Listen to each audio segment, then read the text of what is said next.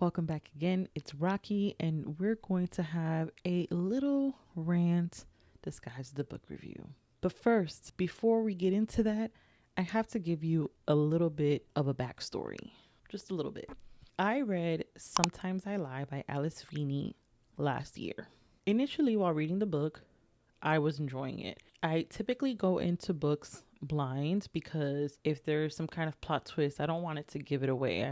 Sometimes I feel like the synopsis gives me a little bit too much. I kind of get the gist of it. I'll either see what genre it's under. If I've heard someone talk about it at one point, I know what it's regarding, and then I'll just put it on my list of want to read. But by the time I go to read it, I'm not actually sure what it's regarding. So it's still a semi-blind going into it, right? So when I got into Sometimes I Lie, I knew that it was some kind of thriller. It was in the thriller family. I love thrillers, so I was thrilled. I was thrilled about the thriller. The book starts. I'm enjoying it. I'm trying to figure out what's going on. When I read thrillers, I can't just let the book tell me what's going to happen. I have to have theories. I need to guess who did it, why did they do it, are they going to do it again? I'm trying to figure out everything. So I'm trying to figure everything out, and I'm having a good time because it is keeping me on the edge of my seat. But then I get to the end of the book and I am thoroughly confused. I don't actually know what happened. It felt as if Alice Feeney left just way too much to the imagination. And I like a book that can leave the ending to my interpretation. I can kind of guess how this ended, but minor details.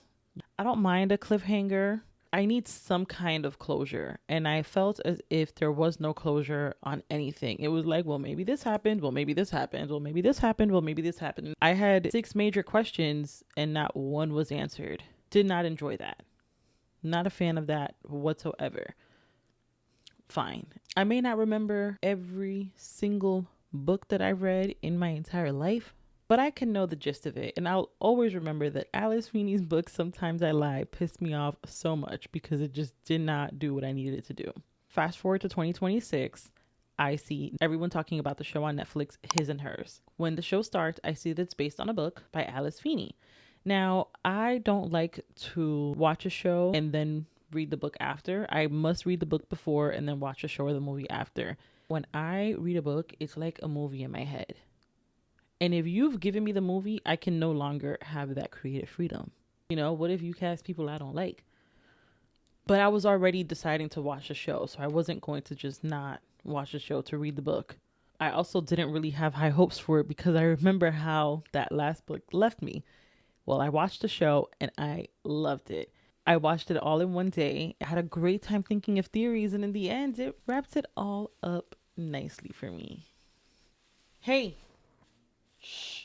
So once that show ended, and it ended so great, I said, you know what? Maybe I should give another Alice Feeney book a chance. I know that great authors can have books that I don't enjoy. I know that great authors that I typically enjoy may have like a book that is just like, this is just not it, but all the other ones are great. So His and Hers made me want to give her a chance again. So that's what we did. We got another book, and that book is Beautiful Ugly. And again, there was a lot going on. There was a lot of not so much action, but there was just always something happening that just really kept you guessing. It kept me on the edge of my seat the entire time. It kept me wanting to continue to read. And I love that. Like every time I went to pick this up, I was so excited. I really wanted to read it. I really wanted to know, oh my goodness, what is going on? I did think the characters were a little crazy. I did think they were a little bit annoying, but that's never stopped me from liking a book. There's plenty of annoying characters and I still enjoy the book. That was fine. The male main character of this story's fiance disappeared and is basically presumed dead because she's been gone for so long. No one knows anything of her, and he's an author. He's having a hard time writing, and his agent, who is his ex's, ex, because she's not around anymore. So his ex's godmother tells him, hey, I have the perfect place where you should go. It's this island. This other author used to write there all the time, and you can use it because he is no longer with us. He's right. So he gets to this island They just have really weird rules. He can't bring his car onto the island. There's no cell service. They all have walkie-talkies. He can't have a walkie-talkie because he's not a permanent resident. He can't bring his car on there because he's not a permanent resident. So just a lot of weird things that immediately, me as a reader, I was like, this book would not have made it this long because I would have been out of there immediately. He's asking for when can he get back to the mainland. They're all giving him the runaround. And he's on this island, but he finds a manuscript of the other author that used to live there, which he thinks is perfect because he couldn't write before getting there. So we're seeing him navigating and trying to get back into writing while he's on this island, that all these weird things are going on. It's just really weird stuff. Plot twists start happening. We're finding out more things about the islands. We're finding out things about people on the island, and just a lot is going on. Again, my seats, me. I'm on the edge of my seats the entire time. And then we get to the plot twist and I'm gasping. Mouth is agape the whole time. I cannot believe what I'm reading. This is amazing. I'm having such a great time. And then the book ends and I'm like, okay. But then we get the epilogue. I believe it was 1 year later.